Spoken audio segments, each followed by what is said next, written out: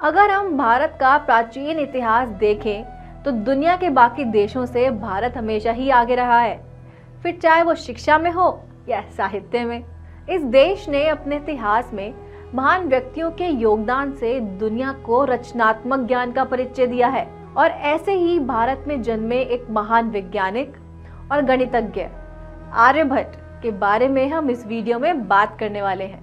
आर्यभट्ट एक महान भारतीय खगोल शास्त्री और गणितज्ञ जिन्होंने विज्ञान के क्षेत्र में क्रांति ला दी थी। आर्यभट्ट कोई साधारण व्यक्ति नहीं थे, एक विद्वान थे जो समय से कई साल आगे चलते थे। उनके आविष्कारों ने न केवल भारत बल्कि पूरी दुनिया के वैज्ञानिक जगत को एक आकार दिया है। आर्यभट्ट ने कई सारे ग्रंथ लिखे, जिसमें से 3 ग्रंथों की चर्चा आज भी हमारे इतिहास में होती है।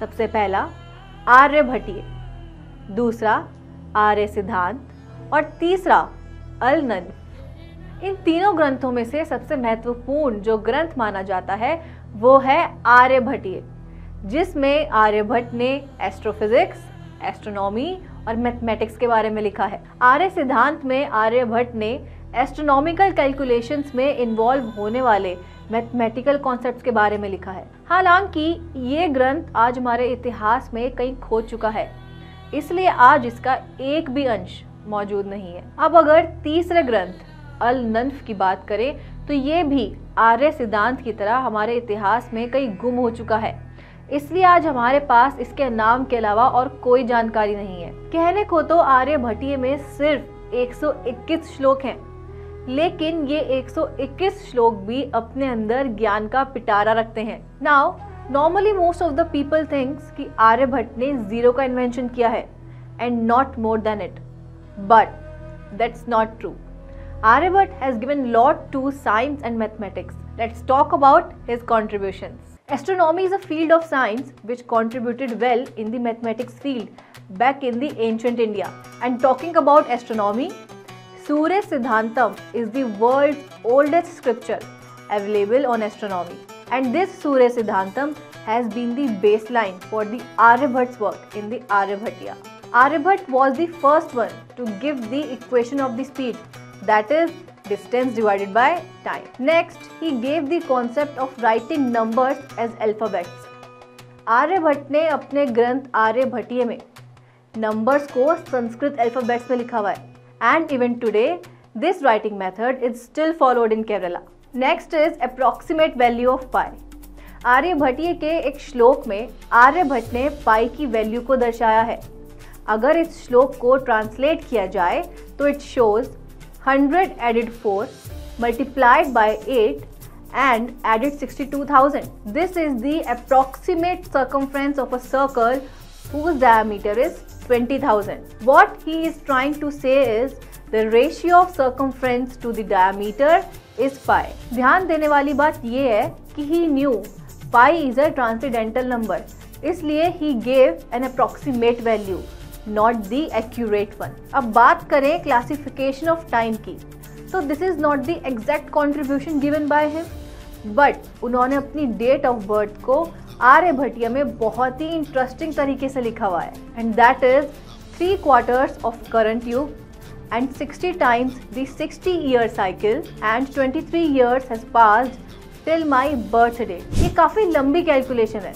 अगर इसको शॉर्ट में लिखा जाए तो his date of birth is 21 March 475 CE. Now let's move on to the discovery of zero, on which we are really proud of. Basically Aryabhata ने place value system दिया है, not zero, to be very specific and clear. इस श्लोक में he explained the place value system and in the highlighted box he refers to the base 10. The concept of a place value system is the value of number decided by the position where it sits in a given number. For example, 1 is 1 depends on where its position is, and this system is now called the Hindi numerical system. This is the reason we regard Aryabhatta as the inventor of zero, but the reality is he gave the place value system, not zero. Science और beliefs के बीच में हमेशा से ही वाद विवाद रहा है, and specially at the time of eclipses. तो पहले ये देखते हैं कि आर्यभट्ट ने अपने ग्रंथ में एक्लिप्सिस के बारे में क्या कहा है। He said, moon is like water and sun is like fire. Moon obstructs sun and the shadow of earth obstructs moon, causing eclipses.